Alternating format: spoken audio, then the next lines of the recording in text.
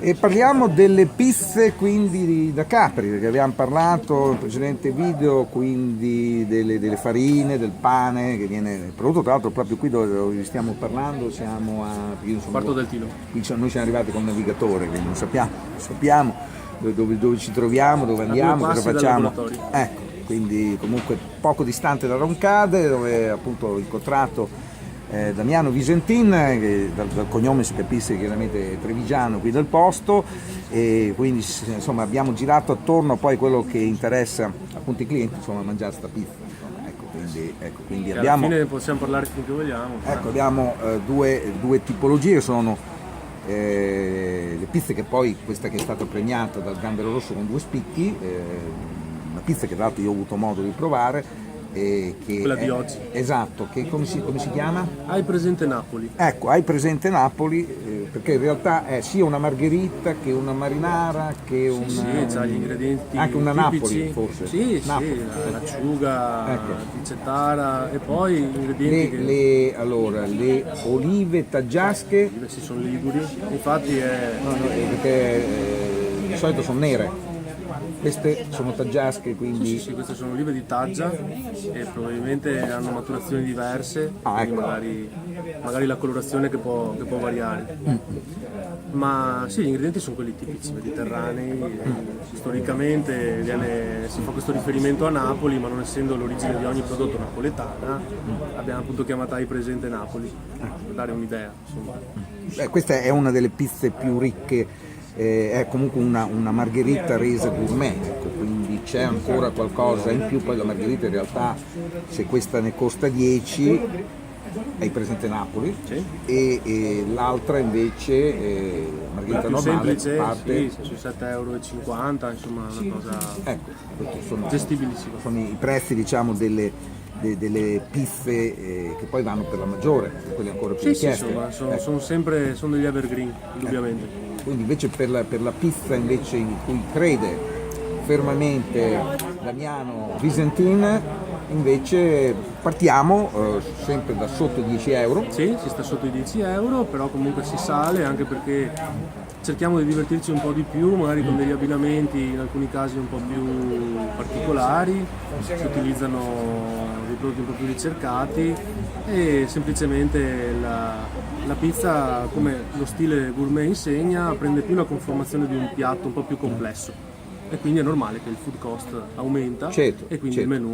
E poi anche il lavoro, chiaramente abbiamo già parlato in precedenza appunto della lavorazione ulteriore, con la differenza fra il prosecco e il Franciacorta. C'è anche una pizza fuori un po' come lo sgroppino, che non esiste nessuna carta, poi se lo chiedi o comunque fai capire che ti serve qualcosa un po' così per sgrassare, chiaramente dalle vostre parti, no? Salta fuori, si materializza. C'è anche ad esempio la pizza gnocca. Ah, bella gnocca! Sì. Bella gnocca, ecco. Poi sì, non è neanche cara poi. No, quelle magari sono pizze del giorno che magari spesso e volentieri su quelle pizze lì si cerca anche di coinvolgere i giovani ragazzi, magari si va proprio a chiedere a loro se hanno qualche idea, se hanno qualche intuizione, se hanno provato qualche abbinamento particolare e se hanno il desiderio di proporlo, come in questo caso qua, e si lascia fare. Io ad esempio ordinavo la prosciutto, funghi e salsiccia. Quella rustica, buona. Non lo so. Sì, poi evidentemente mi sono evoluto. Io sono un fanatico della capricciosa, per esempio, no? Davanti alla TV, capricciosa spicchi e via. Bene, quindi abbiamo il forno dove... Cosa succede nel forno? Ma il forno, intanto nel forno si impasta, si fa il pane, lo si fa con la pasta madre, ovviamente pasta madre è gestita sempre con le stesse varietà. Ormai lavorano la notte. Ma io no. Ecco. Infatti fornaio, prima mia figlia mi ha definito fornaio, è un po' generico. Noi facciamo orario d'ufficio, perché comunque le lievitazioni sono diverse, hanno tempi diversi, molto più brevi, la questione cambia e quindi si riesce a gestire il lavoro durante il giorno. Ma quello che facciamo noi è partire dal chicco di grano. Si fa la selezione ogni anno, insieme ai nostri contadini, si dissemina, tenendo sempre da parte una porzione del raccolto dell'anno prima e si raccoglie, si macina a pietra, si segue tutta la filiera completamente. Ogni anno abbiamo delle farine diverse, come il vino, delle farine d'annata, che danno un pane d'annata.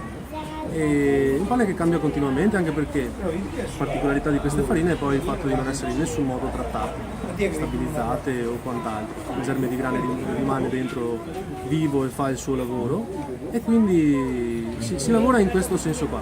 Si impasta un grano che vedo crescere di giorno in giorno.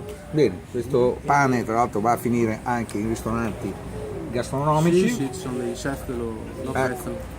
Tipo che so, Bisetto, piuttosto che Paolo Casagrande, che invece si chiama lui confonde Bisetto con Biasetto, e Noi Paolo lavoriamo con lo Casagrande, chef Bisetto, Casagrande no. Paolo Casagrande ancora a Barcellona, Lo faremo conoscere. Bene, quindi altri progetti? Bah, allora per adesso stiamo lavorando, tra le varie cose che stiamo facendo adesso c'è anche l'orto sinergico che abbiamo in una delle aziende agricole con cui collaboriamo, ma i progetti per il futuro in realtà abbiamo appena lanciato la nuova pizzeria, quindi l'obiettivo è quello sinceramente di dedicarci a quello, e poi con Anticamente quel che c'è da fare è recuperare il più possibile varietà locali che ancora non siamo riusciti a reperire, e portare avanti per adesso questa linea, perché se pensiamo Anticamente ha un paio d'anni e la pizzeria di Ponte di Piave ha pochi mesi. Quindi sì, progetti per il futuro è meglio che per il momento non se ne faccia.